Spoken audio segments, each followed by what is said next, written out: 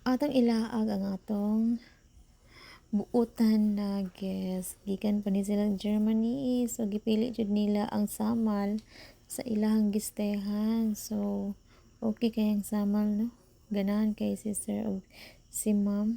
So, ayang gipangita diri sa samal kay ang corals kay duol ra daw kaayo sa shoreline.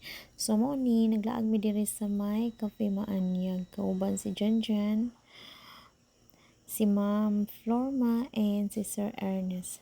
So, medyo init kay ni siya katong pag-adto na mo ron, no?